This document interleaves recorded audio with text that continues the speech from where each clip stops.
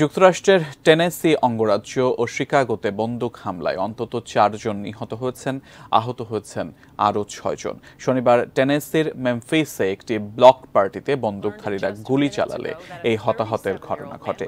Block party হল বাসিন্দাদের মধ্যে সৌহার্দ্য বাড়াতে সড়ক, খোলা স্থান কিংবা জনসমাগমের জায়গায় আয়োজন করা এক ধরনের পার্টি। পুলিশ জানায় ওই পার্টিতে অন্তত 300 জন অংশ নিয়েছিলেন। এ সময় তাদের ওপর এলোপাথারি গুলি চালায় বন্দুকধারীরা। এতে ঘটনাস্থলেই 2 জন নিহত হন, আহতদের মধ্যে একজনের অবস্থা আশঙ্কাজনক। এ ঘটনায় জড়িত 2 সন্দেহভাজনকে ধরতে অভিযান শুরু করেছে পুলিশ। এদিকে যুক্তরাষ্ট্রের শিকাগোতে অপর একটি বন্দুক হামলায় 2 জন নিহত হয়েছেন। পুলিশ জানায় হামলার সময় 3 জন ফুটপাথ দিয়ে যাচ্ছিলেন।